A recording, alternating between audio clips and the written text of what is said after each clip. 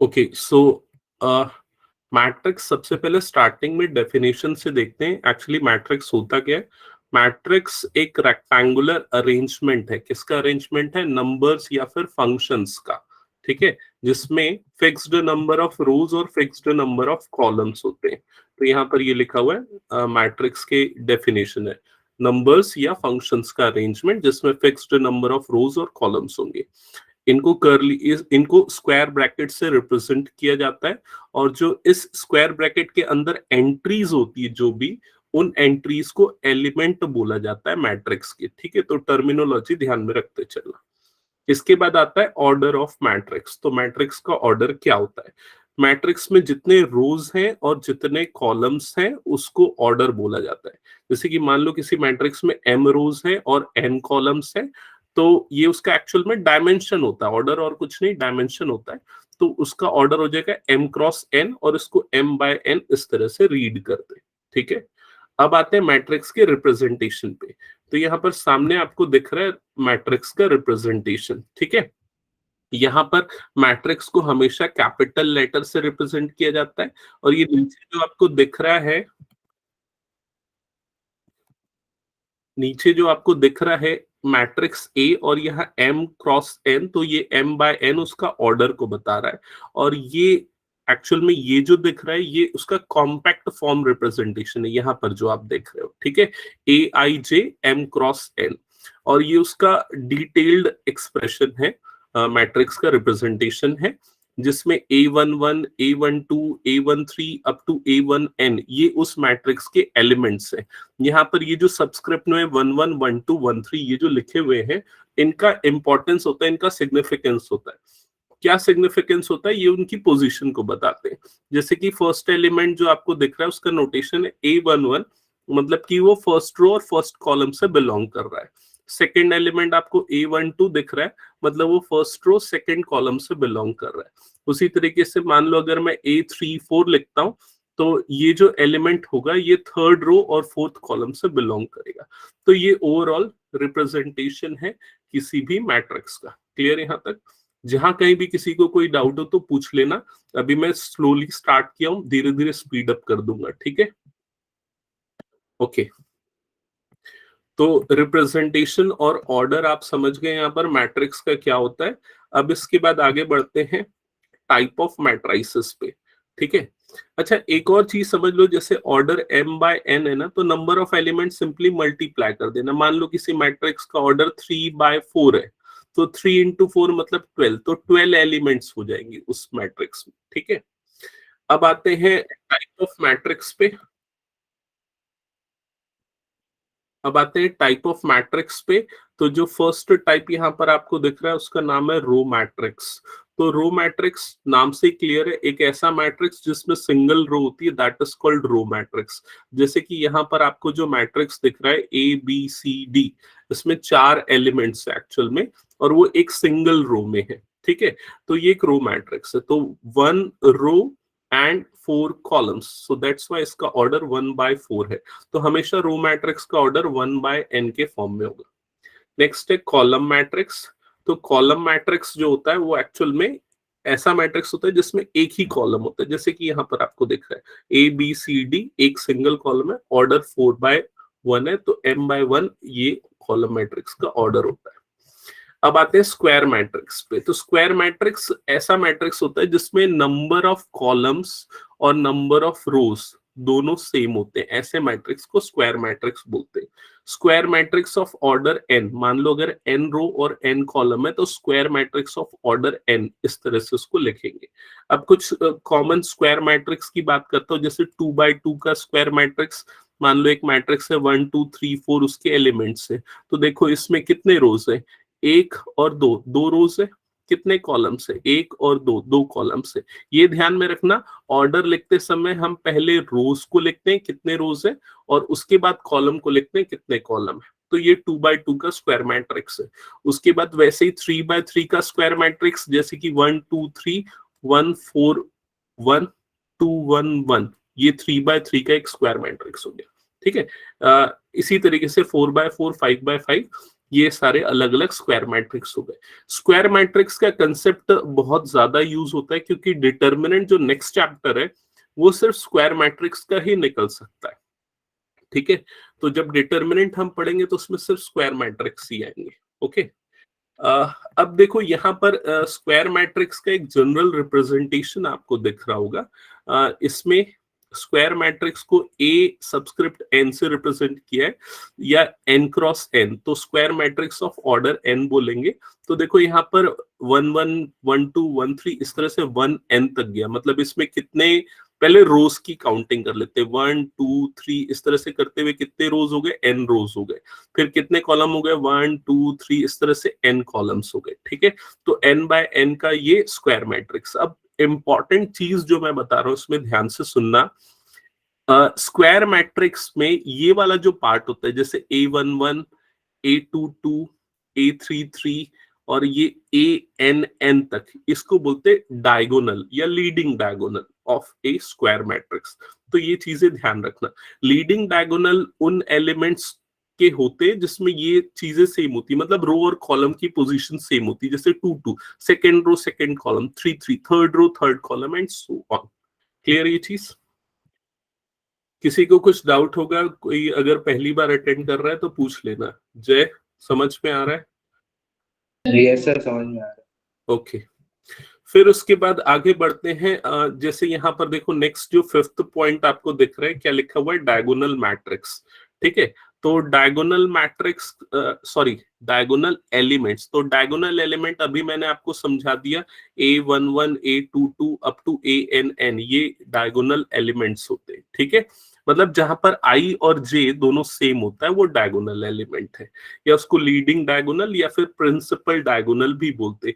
ये सारी टर्मिनोलॉजी आपको ध्यान में रहनी चाहिए बिकॉज एमसीक्यू क्वेश्चन इसमें से बनते हैं और टर्मिनोलॉजी बेस्ड ही बन जाते हैं कई क्वेश्चंस, ठीक है।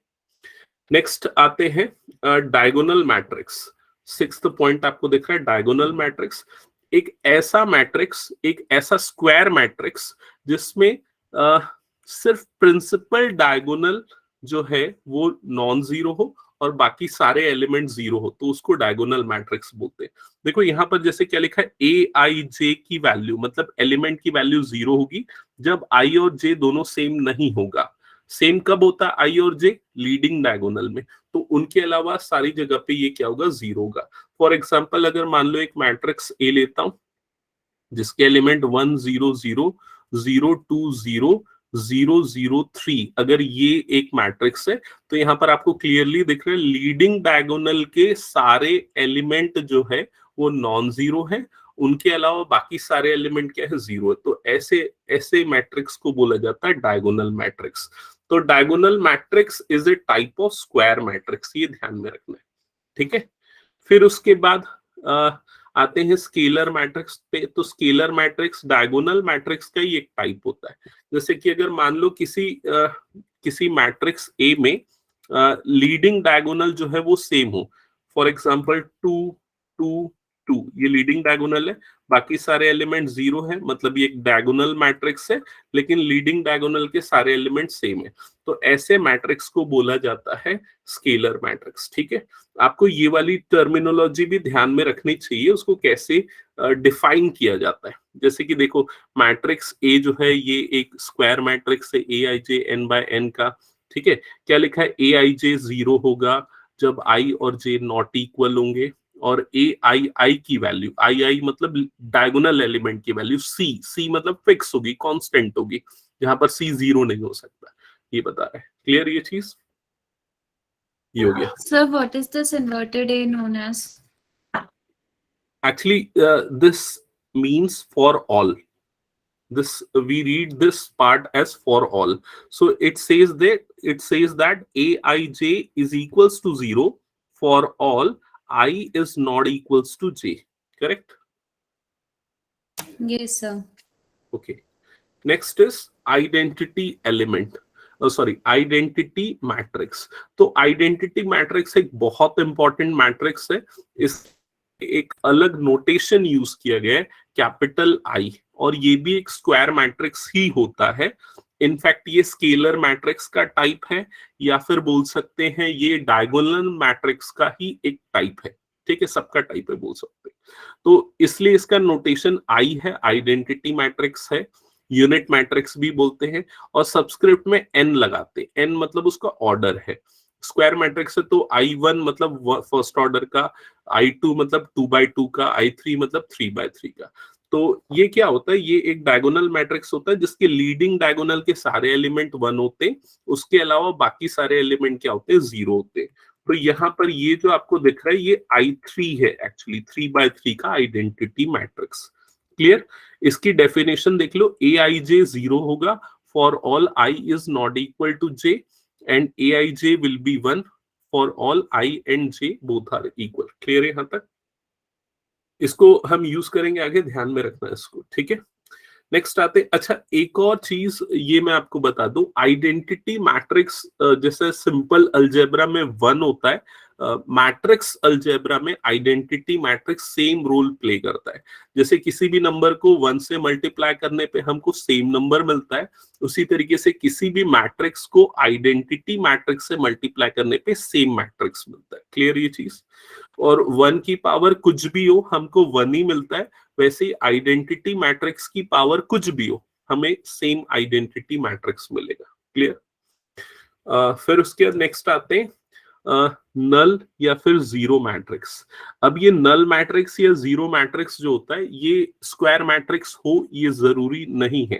ठीक है, बाकी सारे जो ऊपर के अभी हमने कुछ देखे वो सारे स्क्वायर मैट्रिक्स है, लेकिन नल या जीरो मैट्रिक्स स्क्वायर मैट्रिक्स नहीं होता है, जरूरी नहीं होता है। और इसको कैपिटल O से रिप्रेजेंट किया जाता है। एक ऐसा मैट्रिक्स जिसके सारे एलिमेंट जीरो हो वो नल मैट्रिक्स है। जैसे नॉर्मल अलजेब्रा में जीरो जो काम करता है वही ये नल मैट्रिक्स का काम होता है। फिर upper triangular lower triangular matrices, ये उतने ज्यादा वैसे इंपॉर्टेंट है नहीं, फिर भी मैं एक बार बता देता हूँ। फॉर एग्जांपल यहाँ पर देख लेते हैं, एक एग्जांपल देख लेते हैं। मान लो एक मैट्रिक्स A है और सेकेंड, मान लो एक मैट्रिक्स A है जिसके एलिमेंट है 1 0 0 2 2 0 5 4 1। तो यहां पर इस मैट्रिक्स में अगर आप ऑब्जर्व करोगे तो ये जो लोअर ट्रायंगुलर पार्ट है ये नॉन जीरो है, तो ऐसे मैट्रिक्स को लोअर ट्रायंगुलर मैट्रिक्स बोला जाता है। और वहीं अगर इसका उल्टा हो, अपर पार्ट जो है वो नॉन जीरो, तो उसे अपर ट्रायंगुलर मैट्रिक्स बोला जाता है। बस इतना ही होता है। खैर उतना ज्यादा ये पूछा नहीं जाता, तो इसलिए इस पे ज्यादा फोकस मत करना, स्किप कर दोगे तो चलेगा। इसके बाद आते हैं आगे नेक्स्ट पॉइंट्स पे।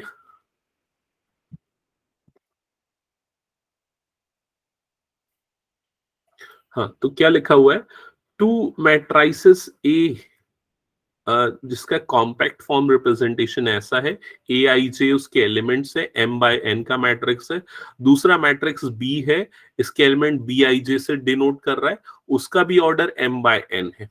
ठीक है, of same order are equal, मतलब अगर इन दोनों का ऑर्डर सेम है और ये दोनों अगर इक्वल है तो ये तभी हो सकता है जब उनके सारे एलिमेंट क्या होंगे, आपस में इक्वल होंगे।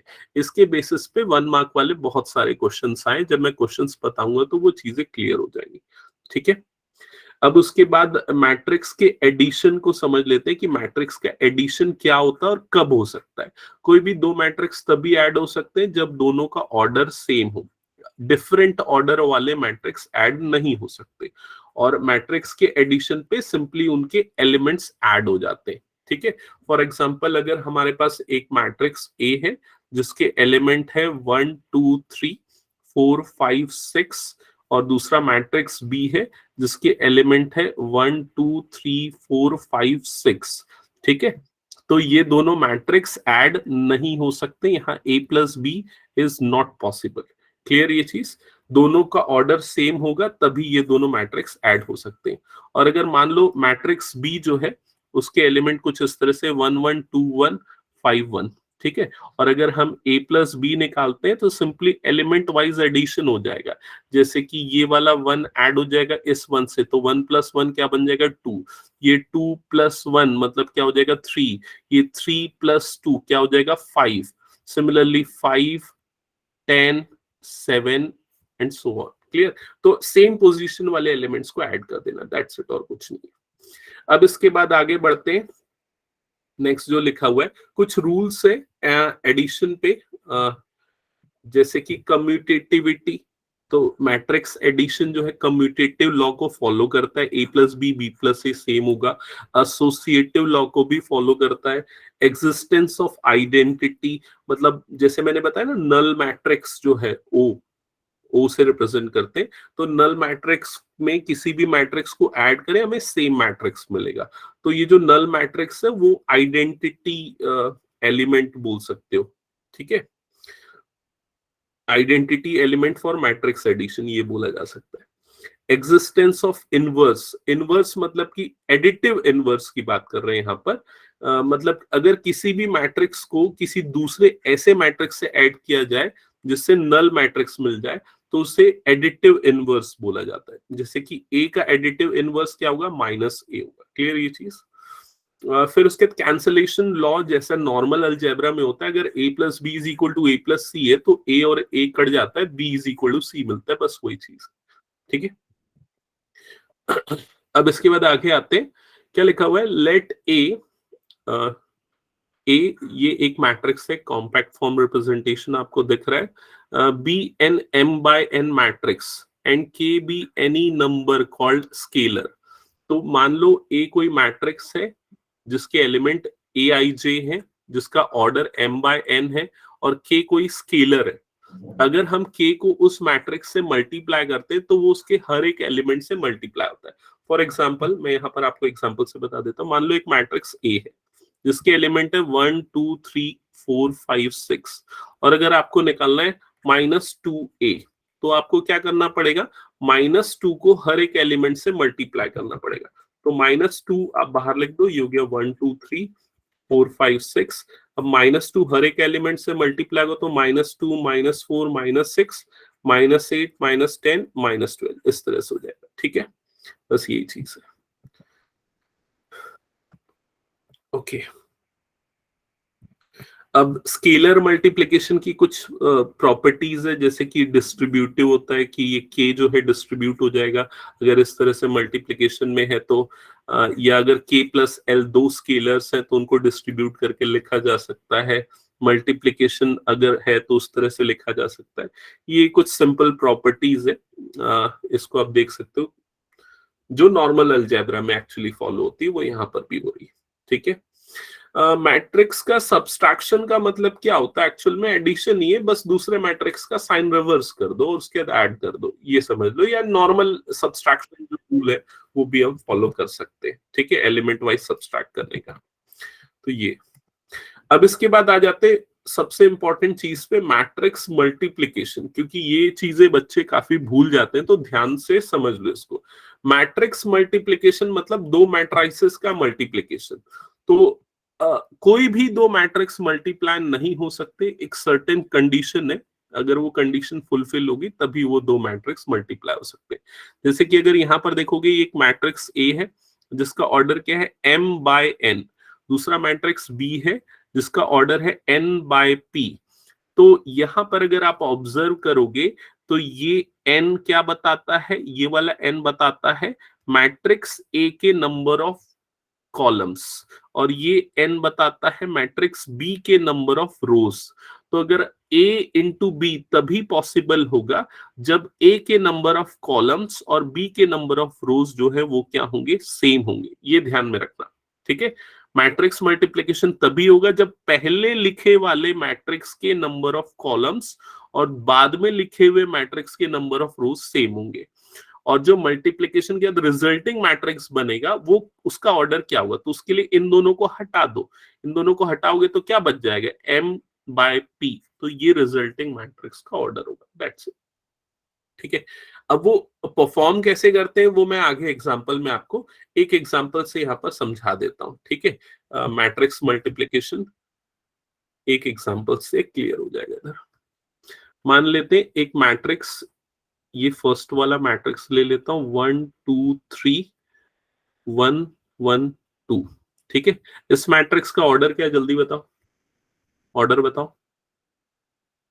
2 cross 3। करेक्ट, 2/3, ठीक है। दूसरा मैट्रिक्स मैं लेता हूं 1 1 2 1 3 1, मान लो ये ले लेता हूं, ठीक है। एक सेकेंड, हाँ, इस वाले मैट्रिक्स का ऑर्डर क्या है बताओ? 3 cross 2. 3x2, 3/2, करेक्ट, ठीक है। तो ये दोनों मैट्रिक्स मल्टीप्लाई हो सकते हैं। कैसे पता चला हमको? ये वाला पार्ट और ये वाला पार्ट, दोनों पार्ट क्या है? सेम है, ठीक है। इसका मतलब दोनों का मल्टीप्लिकेशन पॉसिबल है। और रिजल्टिंग जो मैट्रिक्स बनेगा उसका ऑर्डर क्या होगा? तो रिजल्टिंग मैट्रिक्स का ऑर्डर डिसाइड होगा इससे और इससे जो बच गए, ठीक है। फर्स्ट ये होंगे नंबर ऑफ रोज और इतने होंगे नंबर ऑफ कॉलम्स। तो रिजल्टिंग मैट्रिक्स का ऑर्डर होगा 2/2। क्लियर ये चीज? अब उसके एलिमेंट क्या होंगे वो निकालते हैं। तो देखो उसके लिए क्या करेंगे, फर्स्ट रो मल्टीप्लाई होगा फर्स्ट कॉलम से करस्पॉन्डिंग एलिमेंट वाइज, ठीक है। फर्स्ट रो फर्स्ट कॉलम का मल्टीप्लिकेशन होगा जिससे बनेगा फर्स्ट एलिमेंट आपका। तो यहां पर मल्टीप्लाई करोगे 1 into 1 तो ये आ जाएगा 1, ठीक है। 2 into 2 मतलब +4 हो जाएगा। फिर 3 into 3 तो ये हो जाएगा +9। ये बनेगा आपका फर्स्ट एलिमेंट इन सबको ऐड करने के बाद। समझ में आया ये चीज? फिर उसके बाद सेकेंड एलिमेंट के लिए क्या करेंगे, पहले मैट्रिक्स का फर्स्ट रो ही लेंगे लेकिन बाद में आने वाले मैट्रिक्स का फर्स्ट कॉलम लेंगे। बाद में आने वाले मैट्रिक्स का सेकेंड कॉलम लेंगे, सेकेंड कॉलम, ठीक है। अब इन दोनों का मल्टीप्लिकेशन क्या हो जाएगा, 1 into 1 मतलब 1 प्लस 2 into 1 मतलब 2 प्लस 3 into 1 मतलब 3। समझ में? तो फर्स्ट रो मल्टीप्लाई हुआ इनके दोनों कॉलम्स से, जितने भी कॉलम्स होंगे इन केस अगर दूसरा कोई ऑर्डर वाला मैट्रिक्स है तो जिससे आपका फर्स्ट रो बनेगा। अब सेकेंड रो मल्टीप्लाई होगा इसके सारे कॉलम्स से जिससे आपका सेकेंड रो बनेगा। तो 1 into 1 मतलब ये आ गया 1 प्लस 1 into 2 मतलब 2 प्लस 2 into 3 मतलब ये हो जाएगा 6। और सिमिलरली ये मल्टीप्लाई होगा इससे तो 1 प्लस 1 प्लस 2 और फिर फर्दर सिंप्लीफाई कर लेना जो भी वो मैट्रिक्स बन जाएगा। तो क्या ये क्लियर है? मैट्रिक्स मल्टीप्लिकेशन एक बार एक्नॉलेज कर दो जल्दी से सो दैट आगे बढ़ूं मैं। Yes sir. ओके ओके, सो मैट्रिक्स मल्टीप्लिकेशन हो गया। अब मैट्रिक्स मल्टीप्लिकेशन कम्यूटेटिव नहीं होता, इसके कुछ रूल्स एक बार देख लो यहाँ पर फटाफट से। यहाँ पर कुछ इंपॉर्टेंट रूल्स देख लो। इज नॉट कम्यूटेटिव मतलब A B is not equals to B A, sometime B A is not possible even, ठीक है। ए बी सी, अच्छा ये एसोसिएटिव होता है ए बी इंटू सी या ए इंटू बी सी, ये सेम होगा। सिमिलरली डिस्ट्रीब्यूटिव भी हो जाएगा। ये सारी प्रॉपर्टीज है, ठीक है। और जैसे मैंने आपको बताया था आइडेंटिटी मैट्रिक्स से किसी भी मैट्रिक्स को मल्टीप्लाई करेंगे सेम मैट्रिक्स मिलेगा। नल मैट्रिक्स से किसी भी मैट्रिक्स को मल्टीप्लाई करेंगे नल मैट्रिक्स मिलेगा। ऑर्डर मैच होना चाहिए, बस वो है, ठीक है, मल्टीप्लिकेशन का ये चीज है। ओके, अब क्या लिखा हुआ है ये वाला पॉइंट एक बार देख लो। In a matrix multiplication product of two non zero matrix may be zero matrix, मतलब ऐसा जरूरी नहीं है कि अगर कोई दो मैट्रिक्स का प्रोडक्ट जीरो आ रहा है तो दोनों में कोई एक जीरो हो। ऐसा भी हो सकता है कि कोई दो नॉन जीरो मैट्रिक्स हो और लेकिन उनका प्रोडक्ट जो है वो एक जीरो मैट्रिक्स मिल रहा हो, ठीक है। इसके बाद सिंपल ये चीज आपको ध्यान में रखनी है, A raise to power n plus 1 को A raise to power n into A, जैसे नॉर्मल अलजेब्रा में होता है वैसे लिख सकते हैं। हाँ, किसी कुछ बोलना है, पूछना है? सर वो उसका एग्जांपल देना होगा कि दोनों किसका? सो मैट्रिक्स जीरो नहीं है तब भी जीरो आ रहा है यार उसको देखना पड़ेगा, कोई बनाना पड़ेगा उसमें, ठीक है। ऐसा है, मैं एक बार देख के तेरे को भेज दूंगा, व्हाट्सएप कर दूंगा, ठीक है। ठीक है सर। ऐसे दो मैट्रिक्स जिनका प्रोडक्ट जीरो आए, भले ही दोनों नॉन जीरो, ठीक है। फर्स्ट मैट्रिक्स का रो जीरो कर देंगे और सेकंड मैट्रिक्स का कॉलम जीरो कर देंगे तो आ जाएगा। हाँ हाँ हाँ, सही बोली। फर्स्ट मैट्रिक्स का वो रो और इस तरह से कर लेना, ठीक है। आगे आते हैं ट्रांसपोज। ये इंपॉर्टेंट टॉपिक है, ट्रांसपोज ऑफ ए मैट्रिक्स, ठीक है। तो ट्रांसपोज मतलब क्या होता है, रोज और कॉलम्स को चेंज कर दो। फॉर एग्जांपल अगर मैट्रिक्स ए है मैट्रिक्स ए के एलिमेंट है 1 2 3 4 5 6, ठीक है। और इसका ऑर्डर अगर देखा जाए तो क्या 3/2 है, ठीक है। तो अगर हम ए ट्रांसपोज निकालते हैं जिसको ए डैश से भी रिप्रेजेंट किया जाता है, तो उसमें क्या होगा, फर्स्ट रो जो है वो फर्स्ट कॉलम बन जाएगा। तो अभी फर्स्ट रो क्या था, 1 2 था, तो 1 2 आपका फर्स्ट कॉलम बन गया। सेकेंड रो सेकेंड कॉलम बन जाएगा, तो 3 4 सेकेंड कॉलम हो गया, और 5 6 जो है वो थर्ड कॉलम बन गया। तो सिंपली मतलब रोज और कॉलम को स्विच कर देना, दैट्स इट। ऑर्डर भी ऑब्वियसली चेंज हो जाएगा, 2/3 का ऑर्डर हो जाएगा इसका, ठीक है। तो यही चीज इसमें बता रहा है। अब यहां पर ये क्या बता रहा है कि अगर 2 बार किसी भी मैट्रिक्स का ट्रांसपोज लेंगे तो हमको सेम मैट्रिक्स मिल जाएगा। ये ट्रांसपोज की प्रॉपर्टी पे बेस्ड क्वेश्चंस आते हैं एग्जाम में, 1 मार्क वाले एमसीक्यू में, तो इसको ध्यान से समझना, ठीक है। 2 बार ट्रांसपोज पे सेम मैट्रिक्स मिलेगा। A plus B whole transpose है तो A transpose plus B transpose separate कर सकते हैं। अगर कोई स्केलर मल्टीप्लाई करके ट्रांसपोज लें या ट्रांसपोज लेने के बाद स्केलर मल्टीप्लाई करें, सेम मैट्रिक्स मिलेगा। ये रिवर्सल लॉ है, ये जो आपको दिख रहा है ये रिवर्सल लॉ है ट्रांसपोज का। इससे समझ लेते हैं, अगर ए बी सी 3 मैट्रिक्स का मल्टीप्लिकेशन है फिर ट्रांसपोज है, तो रिवर्स ऑर्डर में ट्रांसपोज लेने के बाद प्रोडक्ट होगा, ठीक है। इस पे बेस्ड क्वेश्चन बनते हैं। फिर उसके बाद आते हैं symmetric and skew symmetric matrices पे। तो इसको मैं सिंपली एक एग्जांपल से समझा देता हूं। मान लो अगर कोई मैट्रिक्स ए इस तरह का है, कोई मैट्रिक्स ए इस तरह का है, 1 2 3 2 1 5 3 5 7, अगर ये मैट्रिक्स है, अगर इस मैट्रिक्स ए का हम ट्रांसपोज लेते हैं तो फर्स्ट रो फर्स्ट कॉलम बन गई 1 2 3, सेकेंड रो सेकेंड कॉलम बन गया 2 1 5, थर्ड रो थर्ड कॉलम बन गया 3 5 7, ठीक है। तो देखो रोज और कॉलम को हमने स्विच कर दिया, फिर भी हमको सेम मैट्रिक्स ही मिल रहा है। तो ए और ए ट्रांसपोज दोनों क्या है, सेम है, ठीक है। तो ऐसे मैट्रिक्स को सिमेट्रिक मैट्रिक्स बोला जाता है। क्लियर ये चीज। अब सिमेट्रिक मैट्रिक्स को अगर डिफाइन करना है तो वो इस तरह से डिफाइन कर सकते हैं, ए आई जे और ए जे आई की वैल्यू सेम होती है फॉर ऑल वैल्यूज ऑफ आई जे। मतलब कि A21 और A12 सेम होगा, A31 और A13 सेम होगा, एंड सो ऑन, ठीक है। फिर आते हैं स्क्यू सिमेट्रिक मैट्रिक्स पे।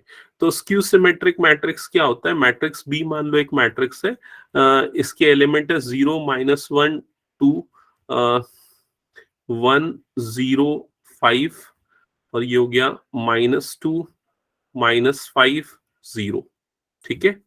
मान लो ये हो गया।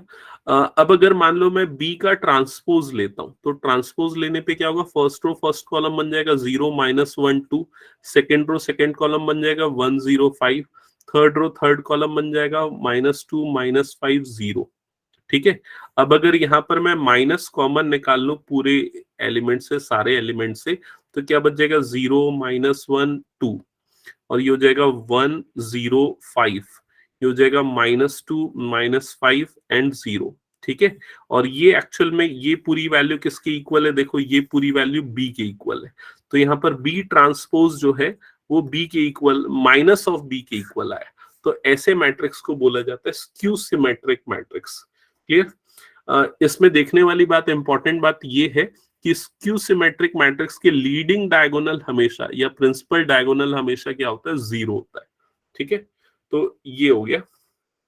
तो यहां पर आपको इस तरह से डेफिनेशन उसकी दिख जाएगी, A I J is equals to minus of A J I, ठीक है। और ये उसका दूसरा डेफिनेशन हो गया। अच्छा, लीडिंग कई ऐसे भी क्वेश्चंस मैंने देखे प्रीवियस ईयर में कि जिसमें बोला जाता है show that leading diagonal of skew symmetric matrix is 0, show करना है आपको। तो कैसे शो करोगे, आप यहीं से शो करोगे। देखो ए I J is equals to minus A J आई है, ठीक है। अब लीडिंग डायगोनल में आई और जे सेम होता है, तो क्या हो जाएगा, ए I is equals to minus ए आई, ऐसा हो जाएगा। ये माइनस ए आई इधर जाएगा तो प्लस ए आई हो जाएगा, तो 2 times of A I is equals to 0। तो A I is equals to क्या हो गया, 0।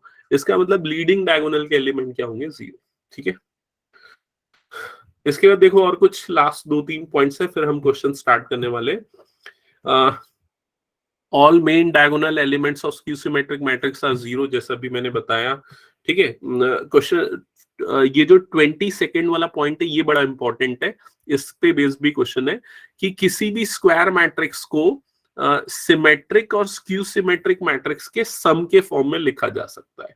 तो ये हम अभी एग्जांपल में भी देखने वाले हैं। ठीक है, 23 और 24 भी देख लो कि कोई भी अगर सिमेट्रिक मैट्रिक्स है और उसकी अगर इंटीग्रल पावर ले रहे हैं, पॉजिटिव इंटीग्रल पावर, जैसे मान लो ए एक सिमेट्रिक मैट्रिक्स है और a रेज टू पावर 5 निकाल रहे हैं, a raise to power 5, a raise to power 5 कैसे निकलेगा, a इंटू a ऐसा करके उतने बार मल्टीप्लाई करना है, तो वो भी क्या होगा, एक सिमेट्रिक मैट्रिक्स होगा। समझ में आ रहा है? लेकिन स्क्यू सिमेट्रिक मैट्रिक्स में वो स्क्यू सिमेट्रिक मैट्रिक्स होगा जब उसकी ऑड पॉजिटिव इंटीग्रल पावर होगी। मतलब अगर a एक स्क्यू सिमेट्रिक मैट्रिक्स है तो a क्यूब स्क्यू सिमेट्रिक होगा, a raise to power 5 skew symmetric होगा एंड सो ऑन। क्लियर? तो यहां तक बेसिक कंसेप्ट में कुछ डाउट तो पूछ लो, अदर नहीं है तो फिर हम आगे बढ़ते हैं, क्वेश्चन सॉल्व करते हैं। क्लियर सबको? Yes sir. ओके, ठीक है, सो आगे बढ़ते। देखो सिंपल क्वेश्चंस, कुछ एनसीईआरटी के सिलेक्टेड क्वेश्चंस पहले यहाँ पर जो प्रीवियस ईयर में हुए।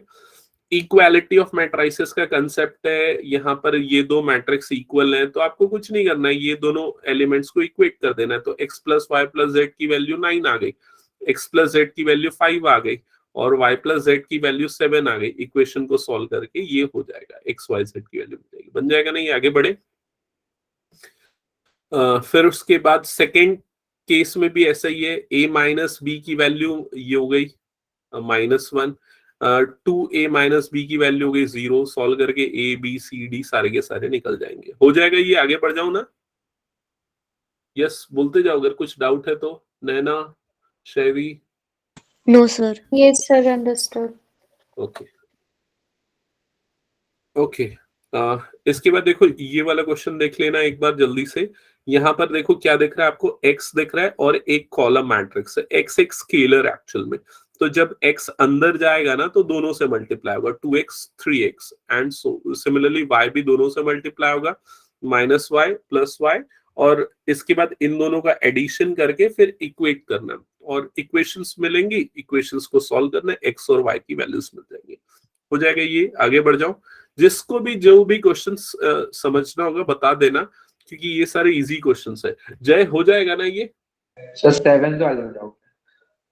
आगे बढ़ो। 7th? हाँ सर। ओके ठीक है, 7th में जा रहा हूं। एक बार ये वाले क्वेश्चंस ना आप लोग देख लेना, ऐसे वाले वर्ड प्रॉब्लम्स, ठीक है? क्योंकि वर्ड प्रॉब्लम्स आई थिंक आप लोगों के में उसमें आ सकते, केस स्टडी वाले में, ठीक है? अच्छा, 5th क्वेश्चन जो है ये भी एक बार देख लो। 5th क्वेश्चन भी इंपॉर्टेंट है, इस तरह के क्वेश्चंस एक्चुअली, ठीक है? कैसे बनाने? सिंपल है, आपको मैट्रिक्स ए दिया हुआ है, 3x3 का मैट्रिक्स है और आपको ये चीज प्रूव करनी है, ठीक है? एक सेकंड में।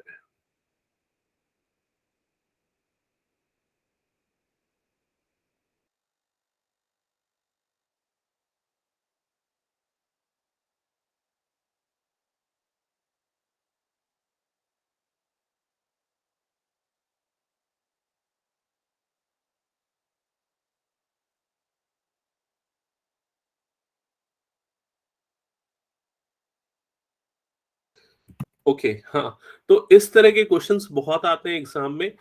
यहाँ पर देखो, जैसे आपको मैट्रिक्स ए दे दिया है और आपको इस इक्वेशन को वेरीफाई करना है या प्रूव करना है, ठीक है?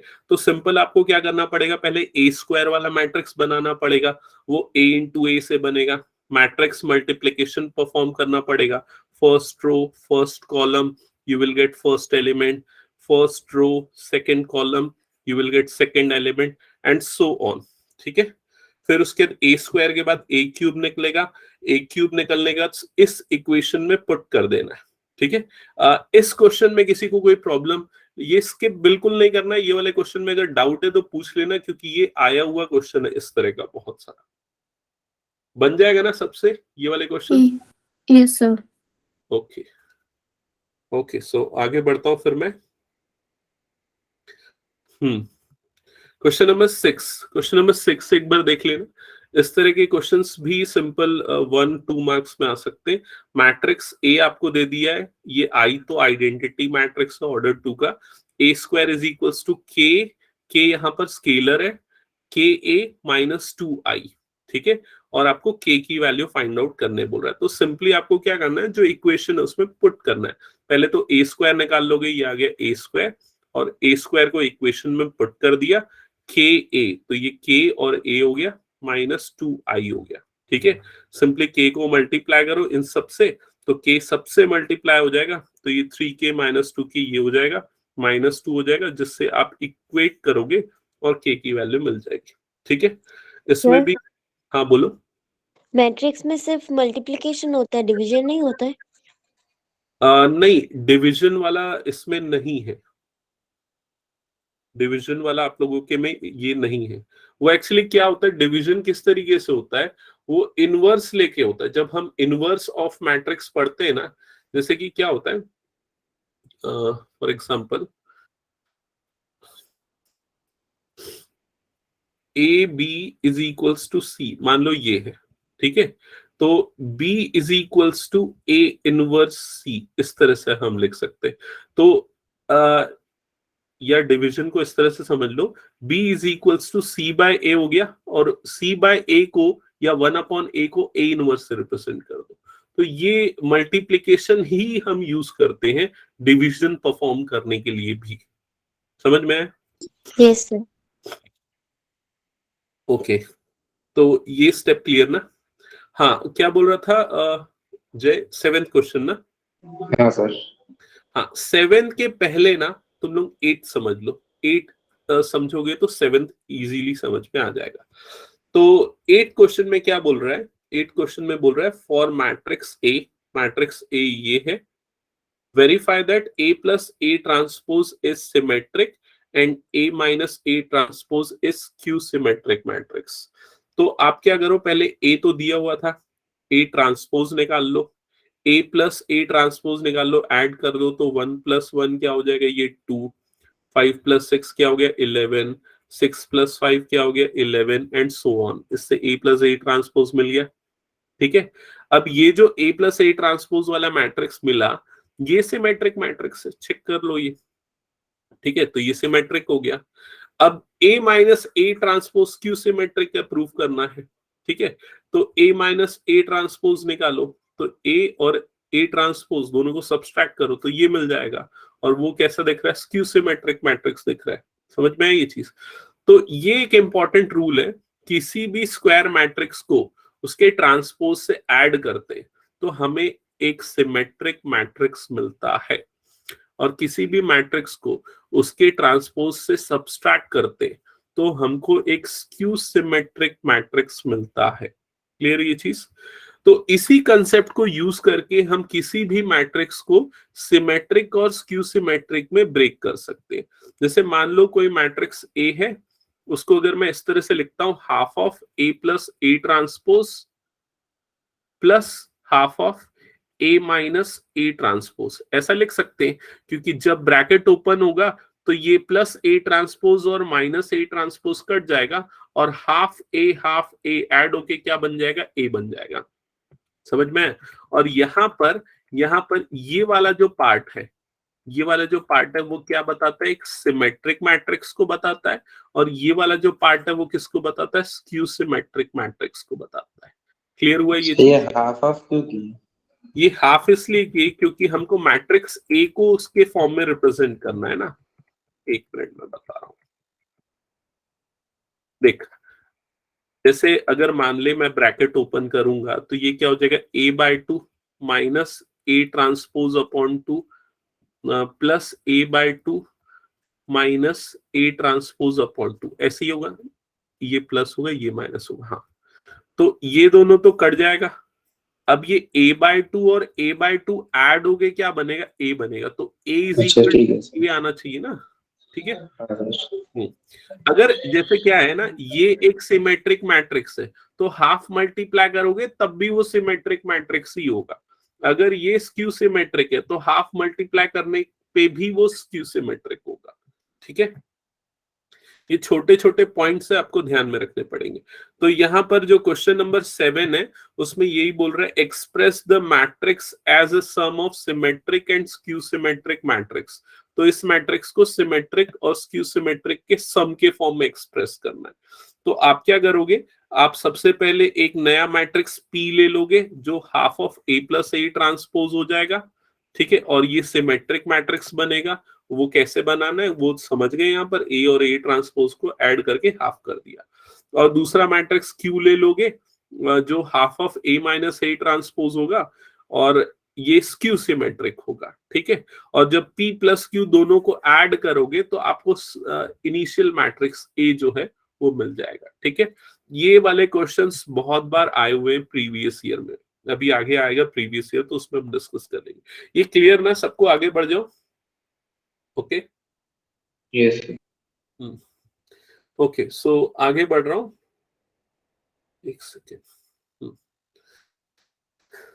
हाँ, इसके बाद ये वाला मैट्रिक्स एक बार, ये वाला क्वेश्चन एक बार बना के दिखाओ तुम लोग। ठीक है, चलो इसको ट्राई करो।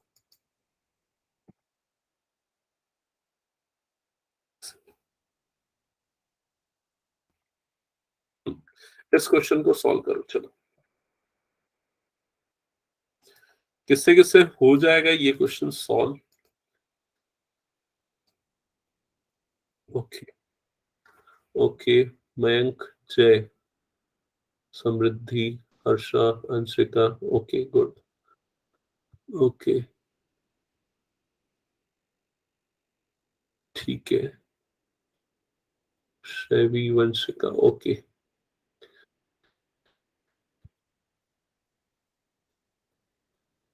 अच्छा, मेरा सिर्फ एक क्वेश्चन है, पहले ये बता दो कौन बता रहा है। मेरा क्वेश्चन ये है कि ये जो मैट्रिक्स एक्स है, एक्स एक्चुअल में मैट्रिक्स है ना, तो मैट्रिक्स एक्स जो है इसका ऑर्डर क्या होगा?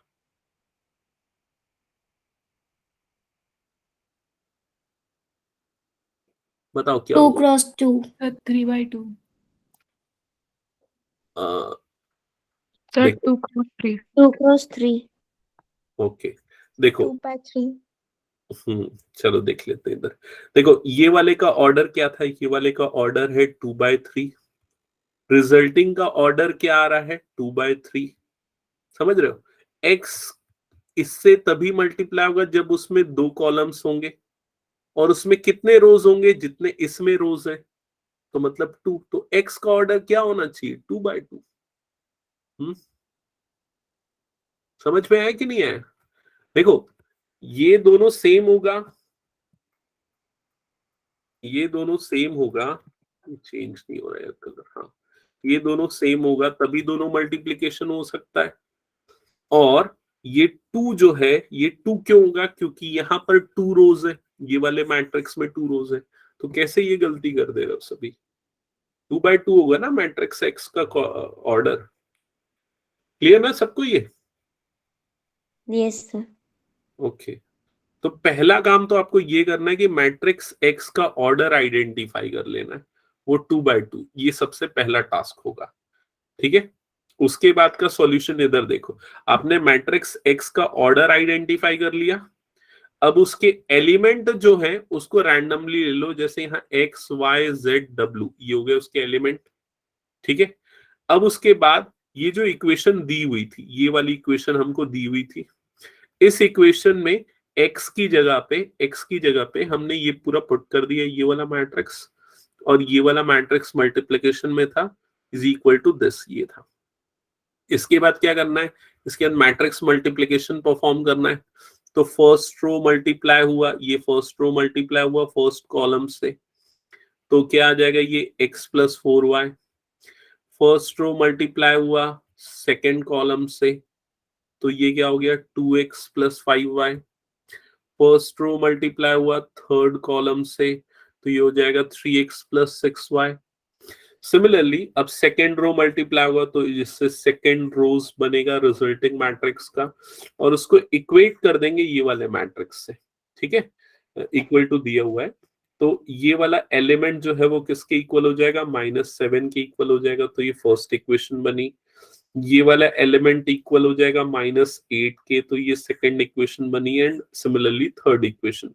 तो इस तरह से आपको टोटल 6 इक्वेशंस मिलेंगी, ठीक है, जिसमें फर्स्ट 3 में से कोई भी 2 लेके सॉल्व करके आप एक्स वाई निकाल लोगे, लास्ट की 3 में से कोई भी 2 इक्वेशंस को यूज करके आप डब्ल्यू और जेड निकाल लोगे।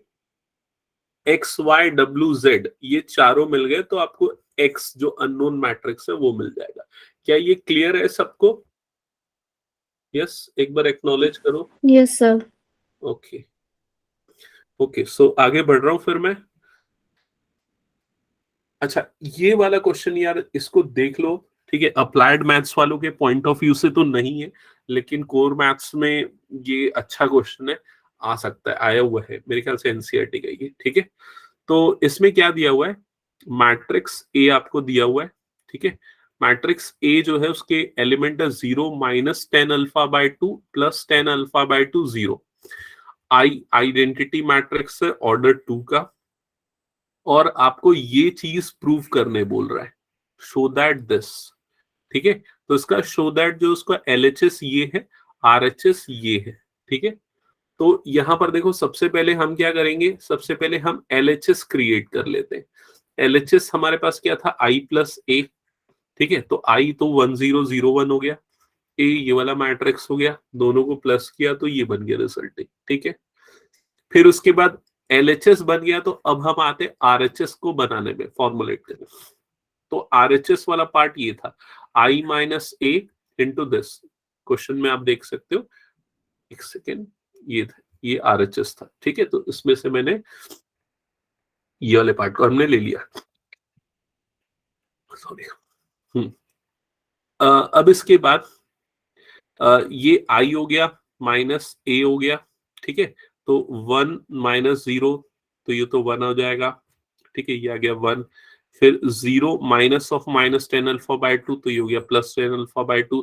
0 -10 अल्फा बाय 2, तो ये हो गया -10 अल्फा बाय 2। ये 1 -0 मतलब ये क्या आ गया 1, और उससे ये वाला मैट्रिक्स मल्टीप्लाई, ये वाला मैट्रिक्स। अब इधर से ध्यान से समझना, इधर से ट्रिकी पार्ट स्टार्ट होता है, ठीक है। अब मैट्रिक्स मल्टीप्लिकेशन परफॉर्म होगा तो फर्स्ट रो मल्टीप्लाई होगा फर्स्ट कॉलम से, तो इन दोनों का मल्टीप्लिकेशन हुआ, जिससे आपको ये टर्म मिलेगी, ठीक है, cos alpha tan alpha by 2 sin alpha. First row multiply हुआ सेकंड कॉलम से, तो जिससे आपको ये एलिमेंट मिल जाएगा, और इस तरह से सारे एलिमेंट मिल जाएंगे। आपको ध्यान में रखना है कि आपको लाना क्या है, आपको ये वाला पार्ट लाना है, ठीक है, एलएचएस के इक्वल लाना है। अभी तक आया क्या है हमारे पास, ये आया, तो इसको फर्दर सिंप्लीफाई करेंगे। अब सिंप्लीफिकेशन के लिए क्या करेंगे, tan अल्फा बाय 2 को sin बाय cos लिख देंगे, ठीक है। यहां पर वाले tan अल्फा बाय 2 को भी sin alpha by 2 cos alpha by 2, इसको भी वैसे ही लिख देंगे sin अल्फा, और लास्ट वाले को भी वैसे ही लिख देंगे, क्लियर। तो जिससे ये पूरा एक्सप्रेशन आपका बन जाएगा, ठीक है। अब इसके बाद फर्दर सिंप्लीफिकेशन देखो कैसे करेंगे। यहां पर इस वाले पार्ट में, इस वाले पार्ट का बस समझना एक्सप्लेनेशन, इसमें एलसीएम लेंगे, एलसीएम लेंगे तो ये वाला पार्ट इससे मल्टीप्लाई होगा, तो ये क्या बनेगा, cos अल्फा बाय 2, मल्टीप्लिकेशन के बाद दूसरा जो पार्ट है sin अल्फा बाय 2, ये हो गया, डिनोमिनेटर cos अल्फा बाय 2 बचा। अब ये वाला जो पार्ट है, इस पार्ट में अगर आपको ध्यान हो तो एक आइडेंटिटी अप्लाई होगी। कौन सी आइडेंटिटी अप्लाई होगी बताओ? cos a minus cos a minus yes, cos a cos b plus, sorry, हाँ, cos a cos b plus sin a sin b, ये होता है cos a minus b। cos a minus b की identity होती है cos a cos b plus sin a sin b। और यहाँ पर a की वैल्यू क्या है, a की वैल्यू है अल्फा, और b की वैल्यू क्या है, अल्फा बाय 2। तो अल्फा माइनस अल्फा बाय 2 मतलब क्या हो जाएगा, अल्फा बाय 2। तो ये वाला जो पूरा पार्ट है, ये पूरा पार्ट क्या बन जाएगा, cos अल्फा बाय 2 बन जाएगा। समझ में आई ये चीज? तो देखो ये बन गया cos अल्फा बाय 2। उसी तरीके से यहां पर भी आइडेंटिटी अप्लाई होगी साइन की, माइनस कॉमन निकलेगा और साइन की आइडेंटिटी अप्लाई हुई, वो बनेगा माइनस साइन अल्फा बाय 2। ऐसे ही चारों पार्ट्स में आइडेंटिटी अप्लाई करो।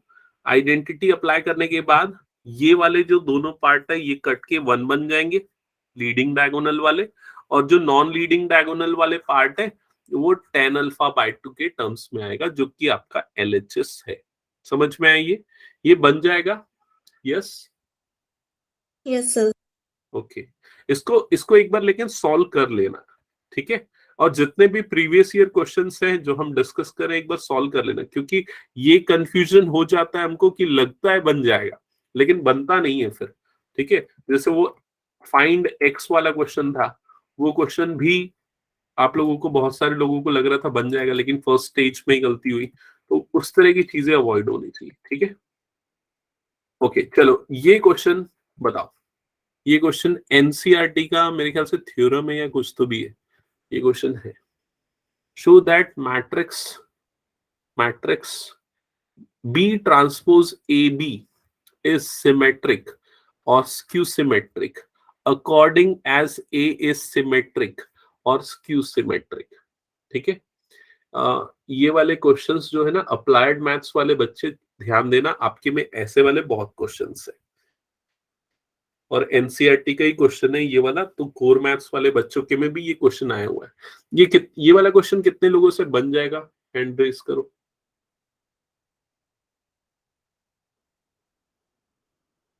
ओके ठीक है, ओके गुड।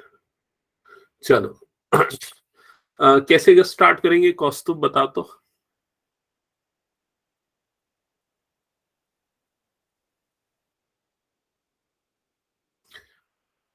कौस्तुभ बता रहे कैसे स्टार्ट करेंगे? सर पहले जब सिमेट्रिक मैट्रिक्स होगा तब एक एक A complement is equal to A होगा, और जब स्क्यू सिमेट्रिक मैट्रिक्स होगा तो A complement is equal to -A होगा, फिर उससे प्रूव हो जाएगा। हाँ, इसमें हम दो केस लेके चलेंगे। केस 1 में हम A को एक सिमेट्रिक मैट्रिक्स लेंगे, मतलब A is equals to A transpose लेंगे, और अगर ऐसा है तो ये मैट्रिक्स भी सिमेट्रिक होगा, ऐसा आपको प्रूव करना है। तो ये जो मैट्रिक्स है इसको मैट्रिक्स C मान लेते हैं, तो matrix C is equals to B transpose AB, ये हो गया। अब C जो है सिमेट्रिक है, ये कैसे प्रूव होगा? तो उसके लिए C ट्रांसपोज निकालना पड़ेगा। C ट्रांसपोज मतलब क्या हो गया? B ट्रांसपोज AB का होल ट्रांसपोज, ऐसा ही होगा। समझ में है सबको? अब इसके बाद यहां लगेगा रिवर्सल लॉ। रिवर्सल लॉ याद है ना क्या था? सबसे आखिरी वाले का ट्रांसपोज मतलब ये वाले B का ट्रांसपोज, फिर बीच वाले का ट्रांसपोज मतलब A का, फिर सबसे पहले वाले का ट्रांसपोज मतलब B का ट्रांसपोज, फिर ट्रांसपोज। अब ये Sir, we will always apply reverse law while Yes. solving these questions. हाँ, repeat. What's your question? Sir, I'm asking like this reverse law will be applied everywhere wherever we are solving skew symmetric and symmetric questions. No. Reverse law is applicable only when we have multiplication of more than two or more than two matrices, and we have to take transpose of whole. For example, if there is A, B, C, multiplication of three matrices A, B, C, and we have to find the whole transpose, then it will be equal to C transpose, B transpose, A transpose. It is not necessary that everywhere it will be applied. Okay. Yes, sir. Whenever these type of condition occurs, then we apply the reversal law. Okay. So यहाँ पर ये B transpose हो गया, ये A transpose हो गया, और ये B ट्रांसपोज का होल ट्रांसपोज जो है ना, वो क्या बन जाएगा? B, because double transpose will give you same matrix. Okay, now A is symmetric matrix, so A transpose can be replaced by A, so B transpose AB. Okay, now this matrix is exactly equals to C, so C transpose is equals to C, hence we can say that it is symmetric. And similarly second case में skew symmetric के लिए हम वही part करेंगे, इसको skew symmetric consider करेंगे, A is equals to minus of A transpose, and so on. ठीक है, तो ये क्वेश्चन भी आया हुआ है, भले ही मार्क इसमें अभी नहीं दिख रहा है, आगे आपको दिख जाएगा, ये क्वेश्चन आया हुआ है एग्जाम्स में। ठीक है, ये हटा दो, फिर मैं इसमें से एक बार देख लेना इस क्वेश्चन को। सेकंड केस में क्वेश्चन 13 आप लोगों को नहीं करना है, बिकॉज ये पीएमआई का क्वेश्चन है जो कि डिलीटेड टॉपिक है आपके में से।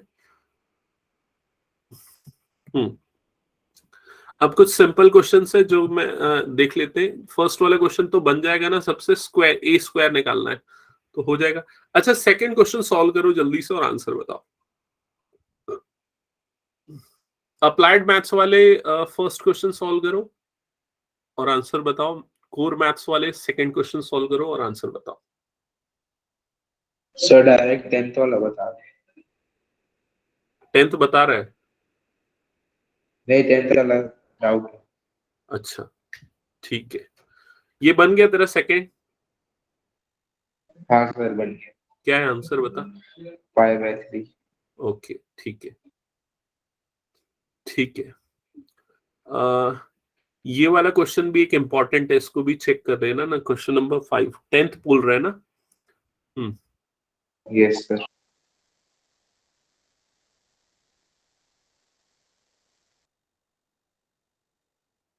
क्या बोल रहे हैं? If A and B are matrices of same order then A B transpose minus B A transpose is, कौन सा मैट्रिक्स होगा, ये आपको चेक करना है। ठीक है, एक सेकेंड, इसको मैं अलग से लेता हूं और एक्सप्लेन करता हूं इस क्वेश्चन को।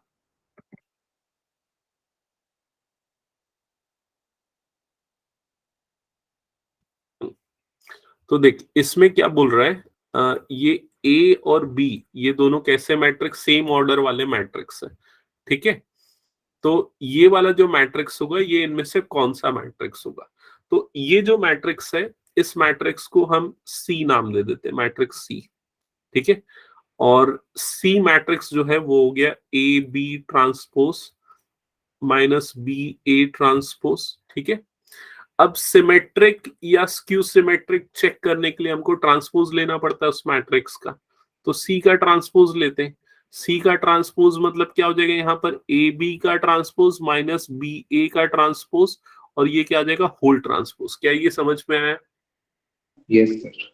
अब ये जो प्रॉपर्टी है ट्रांसपोज की प्रॉपर्टी, अगर मान लो ऐसा है a प्लस बी या a माइनस बी का होल ट्रांसपोज, तो ट्रांसपोज का सम हम इस तरह से उसको लिख सकते हैं। ठीक है, तो यहां पर भी क्या होगा, A B transpose whole transpose minus B A transpose whole transpose, ऐसा हो जाएगा। क्या ये स्टेप क्लियर? हाँ सर।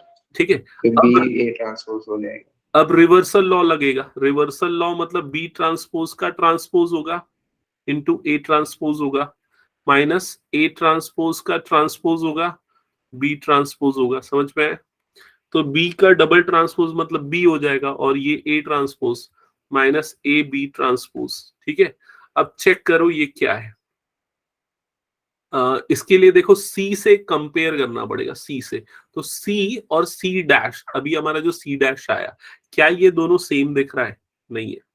ठीक है, क्या हाँ माइनस सर। सेम नहीं दिख रहा है ना, माइनस निकालेंगे तो सेम हो जाएगा। माइनस कॉमन निकालेंगे तो A B transpose minus B A transpose, अब सेम हो जाएगा। तो ये माइनस ऑफ सी के बराबर है, C transpose is equals to minus C. तो मतलब सिमेट्रिक है। स्क्यू सिमेट्रिक ना भाई, इसकी हाँ सिमेट्रिक है ना? क्लियर? बाकी Yes, सबको भी sir. Clear Yes. ना? यस, बाकी बच्चे एक्नॉलेज करो, क्लियर ना ये? Yes, sir. Yes, sir. ऐसे क्वेश्चन बनेंगे ना। फिर उसके बाद ये वाले क्वेश्चंस भी हैं, काफी सारे आए हुए क्वेश्चंस है। ये वाले क्वेश्चंस मैंने कई बार टेस्ट में भी दिए, स्टार्टिंग में जब मैंने टेस्ट लिए थे ये वाले क्वेश्चंस। इसको एक बार ट्राई करना तुम लोग, ठीक है? नहीं हुआ तो हम लोग नेक्स्ट क्लास में करेंगे। एक second. Sir, could you please Sir, share this 12th वाला? PDF? Yes, sure, I will share this. Sir 12th और 13th। कौन सा? 12th और 13th। 12 और 13। ओके, एक्चुअली 12th वाला जो पार्ट है वो डिलीटेड है, एलिमेंट्री ऑपरेशन वाला। ठीक है, तो वो आपको नहीं करना है। और 13th वाला भी डिलीटेड है, पीएमआई कंसेप्ट पे बेस्ड है, ठीक है। तो 12 और 13 दोनों ठीक है सर।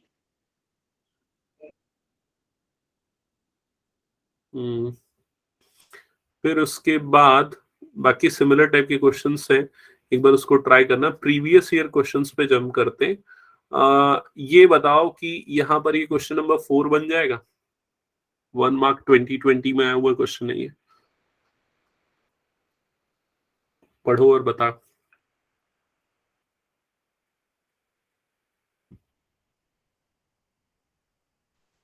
हो जाएगा क्या? किससे किससे हो जाएगा ये?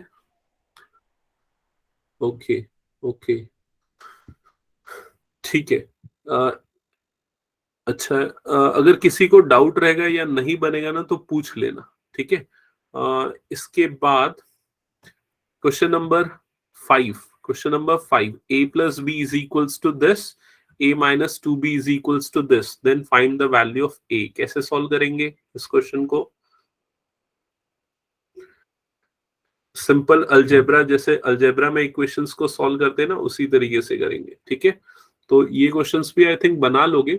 अगर किसी से नहीं बनेगा, किसी को जानना है तो बोल दो, मैं अभी एक्सप्लेन करते चलूंगा, अदरवाइज मैं आगे बढ़ते जाऊंगा। So what was the answer of that previous question? This fourth one, this one. Yes, sir.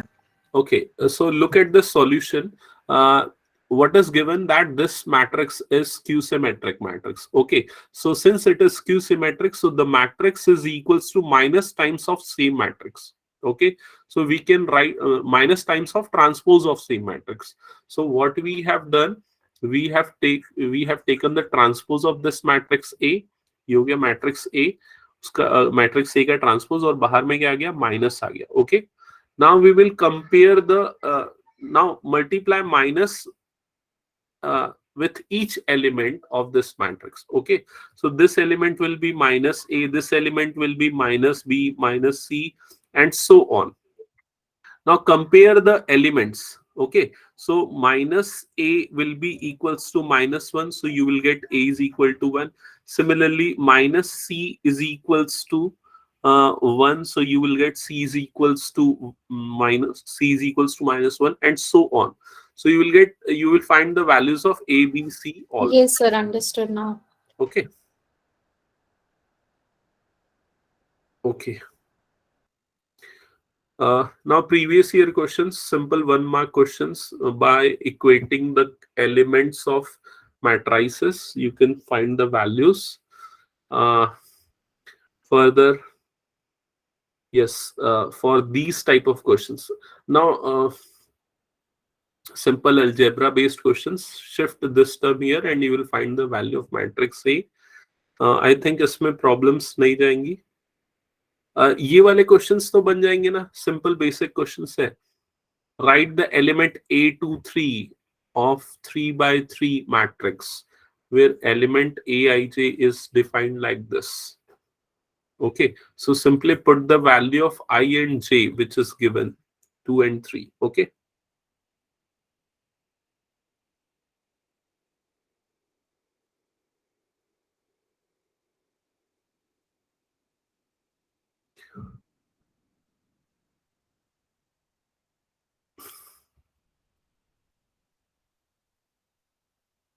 Okay मैंने टारगेट किया था वैसे आज ही कंप्लीट हो जाए ये। एक काम करो, ये बुक तो लगभग सभी के पास है, अप्लाइड मैथ्स वाले बच्चों के पास नहीं है, तो मैं आप लोगों को शेयर कर देता हूँ इसका PDF, ठीक है। आप लोग आज इसको पूरा सॉल्व कर लोगे, आज कल 2 दिन में, ठीक है। परसों डाउट सेशन रखेंगे हम इसका पूरा, ठीक है, और उसके बाद फिर इस चैप्टर को एंड कर देंगे, ठीक है। वैसे मैट्रिसेस छोटा चैप्टर है, ज्यादा कोई इशू जाएगा नहीं। अभी किसी को कुछ डाउट है किसी क्वेश्चंस में तो पूछ लो, अदरवाइज। सर हाँ बोलो। फोर्थ वाला क्वेश्चन, ये शॉर्ट आंसर क्वेश्चन 1 2 मार्क्स वाले में फोर्थ क्वेश्चन। हाँ, ये फोर्थ क्वेश्चन, ये वाला क्वेश्चन। हाँ हाँ ओके, तो क्या लिखा हुआ है? मैट्रिक्स ए दिया हुआ है, सर आइडेंटिटी। फोर्थ अच्छा फोर्थ, ये वाला। हाँ, इस टाइप वाले क्वेश्चंस में ही ज्यादातर बच्चों को प्रॉब्लम जाती है। Show that A transpose A A transpose both are symmetric matrices for any matrix A. ठीक है, तो ये दोनों सिमेट्रिक होंगे, ये शो करना है। तो ये देखो, इसको हम पहले तो मैट्रिक्स P ले लिए, जैसे B या C लेके करते थे। फिर सिमेट्रिक प्रूव करने के लिए उसका ट्रांसपोज लेना पड़ेगा, तो ट्रांसपोज लिया, तो यहाँ A ट्रांसपोज A का होल ट्रांसपोज आया। रिवर्सल लॉ लगा, तो बाद वाले का ट्रांसपोज पहले वाले का ट्रांसपोज, डबल ट्रांसपोज A के बराबर होगा, तो वो P के बराबर। मतलब ये सारे क्वेश्चन में बस ट्रांसपोज लेना है और उसको प्रूव कर देना है। यस एग्जैक्टली, ज्यादातर में ऐसे ही है, समझ गया ना? Yes sir. हम्म। और कोई क्वेश्चन जिसमें डाउट है? सर हाँ, सर एमसीक्यू में 13th क्वेश्चन सर हम लोग के सिलेबस में है। एमसीक्यू में 13th question, just a second, page number ध्यान है क्या? एमसीक्यू ये वाला क्वेश्चन पीएमआई सर। का, ओके।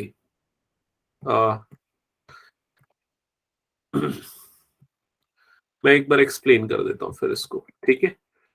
आईएससी वाले स्टूडेंट्स कनेक्टेड रह सकते हैं, और बाकी सीबीएसई वाले स्टूडेंट्स को भी जो डाउट है कुछ, तो आप कनेक्टेड रह सकते हो, ठीक है? सो देखो, ये पीएमआई का कंसेप्ट क्लियर है ना Wasfa? Yes sir. So first we have to check the statement for n is equals to 1. This is the first step. So for n is equals to 1, it will be a raised to power 1, that is 1 plus 1a 0 1. Okay. Now we will consider that the statement is also true for n is equals to k. We will consider it like this. Okay. So it will be a raised to power k, that is equals to 1a 0 1 whole raised to power k. Clear? Okay.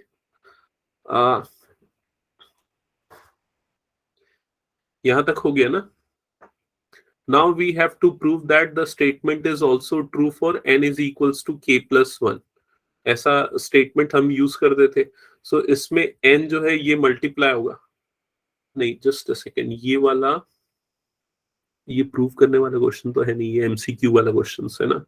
Okay, n is equals to 1 के लिए हो गया, n is equals to 2 के लिए check करते हैं। n is equals to 2 के लिए क्या हो जाएगा? a square is equals to 1a 0 1 whole square, ये हो जाएगा।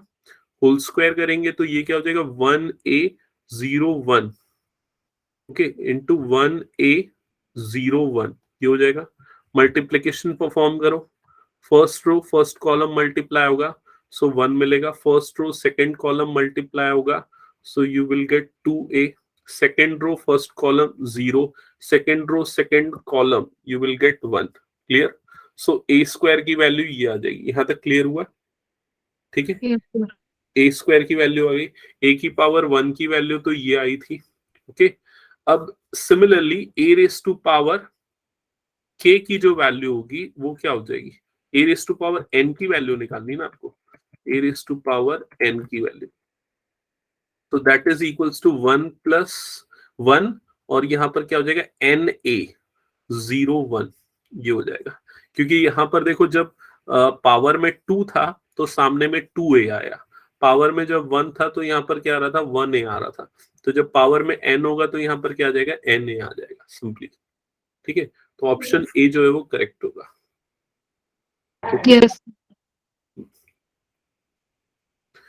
ओके, और किसी को कुछ डाउट है इसमें?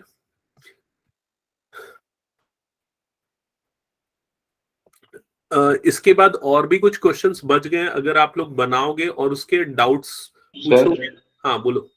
प्रोफिशिएंसी एक्सरसाइज में फर्स्ट वाला तो हम लोग के में नहीं है। प्रोफिशिएंसी में फर्स्ट, हाँ ये नहीं है तुम लोगों के में, और फर्स्ट का सिक्स्थ भी। फर्स्ट का सिक्स्थ, हाँ ये भी नहीं है। सो सेवेंथ वाला बता रहा हूँ।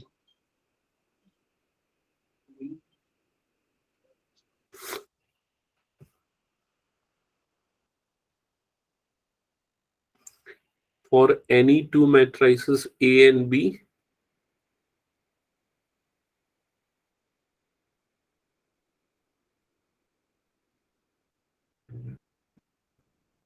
AB is equals to BA, AB is not equals to BA, AB is equals to 0, none of these.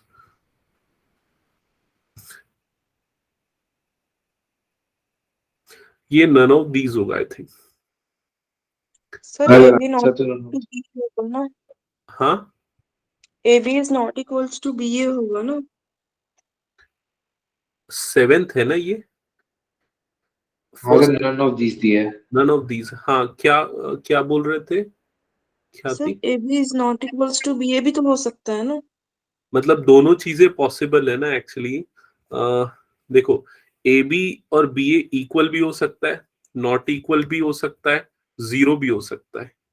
मतलब ये हर बार ट्रू हो ऐसा जरूरी नहीं है. कभी कभी क्या होता है, ए बी और बी ए इक्वल हो जाता है.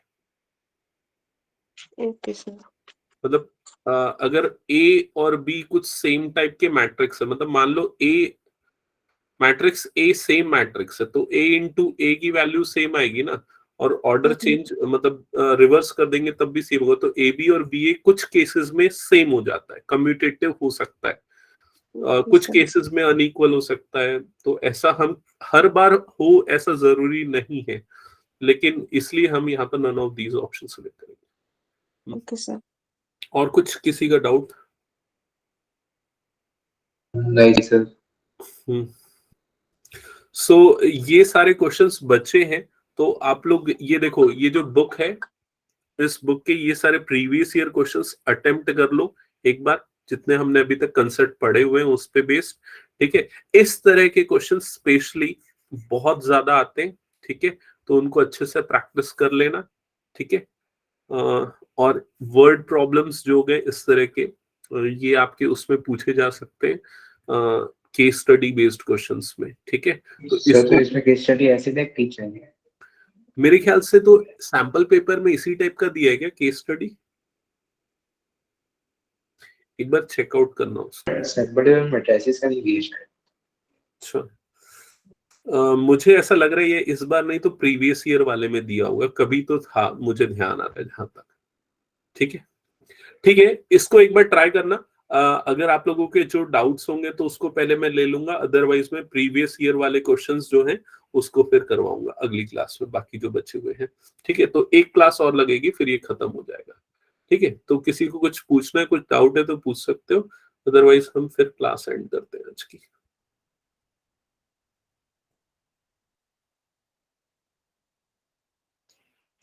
ओके.